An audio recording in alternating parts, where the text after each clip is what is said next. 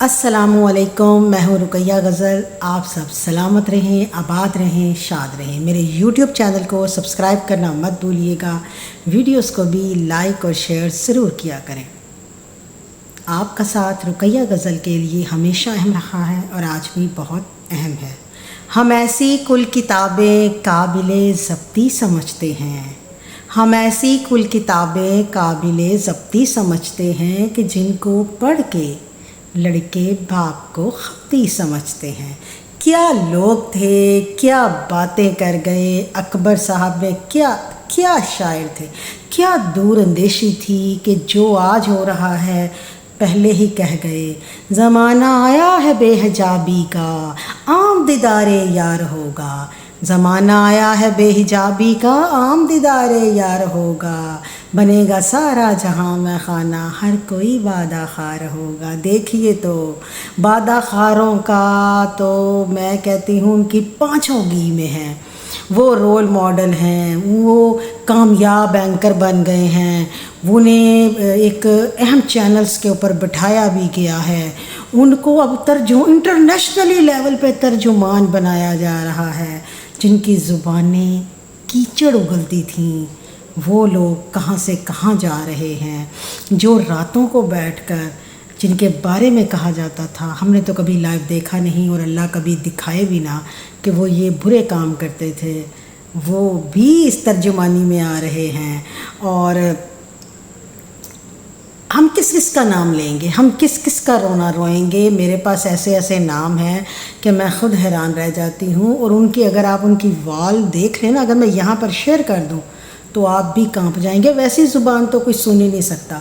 मैंने बहुत अर्सा पहले ऐसे सब अफराद को ना अनफ्रेंड भी किया, बल्कि जो ज़्यादा जिन्होंने मुझे उसके ऊपर लाइक कमेंट्स करने की कोशिश की मैंने ब्लॉक कर। मुझे इतनी शदीद इन लोगों से एलर्जी है कि मैं ये समझती हूँ कि ये इस मुआशरे का नासूर है। लेकिन आज वो कामयाब हैं, हम कहाँ हैं? हम तो कहीं वही नहीं हैं। हमें अच्छा बोलने वाले, इस्लाही बात करने वाले अफराद तो चाहिए ही नहीं हैं। लेकिन मुझे बहुत अफसोस हुआ मुझे उस्तादों के बारे में सुन के, क्योंकि मेरे वालिदैन जो हैं वो तदरीस के शोबे से वाबस्ता रहे। हमारे सारा घर तदरीस के शोबे से वाबस्ता, मैं ख़ुद एक अरसा तदरीस के शोबे से वाबस्ता रही हूँ। मुझे बहुत बहुत बहुत दुख हुआ है। आपने एक को कहा है, आपने दो को कहा है, या आपने सबको कहा है। मुसलसल ही ऐसी पॉलिसी सामने आ रही हैं और उसके बाद जो अंदाज़ होता है ना, वो जो आ रहा है वो इंतहाई जो है ना, वो बल्कि मैं कहूँगी सवालिया निशान है।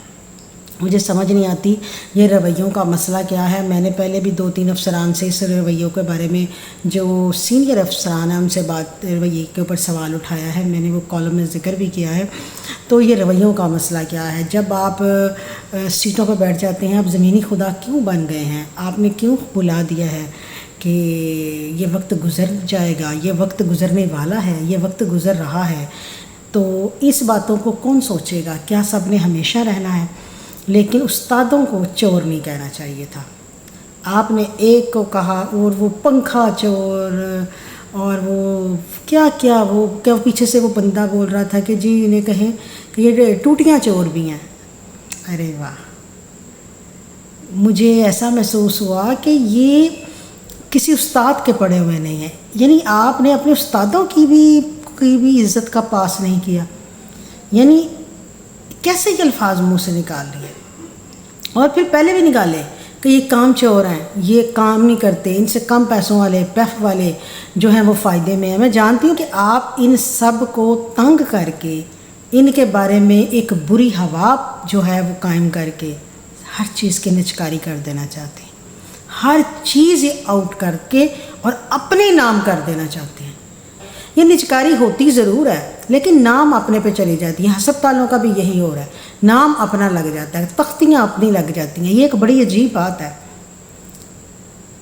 हम इस बारे में कुछ नहीं कह सकते, बस इतना कह सकते हैं कि अल्लाह ताला इस मुल्क पर और आवाम पर रहम फरमाए, क्योंकि दूसरे ममालिक में की उस्ताद की इतनी ज़्यादा इज़्ज़त है कि मेरे ख़्याल में शायद ही कहीं पर हो। लोग उनको झुक कर सलाम करते हैं और बहुत ज़्यादा एहतराम से नवाजा जाता है। और हमारे यहाँ पर उन्हें चोर कहा जाता है। और उनकी इज़्ज़त का ये आलम है कि वो बेचारे रोज़ाना सड़कों पर भी हों तो कोई उनकी फरियाद नहीं सुनता।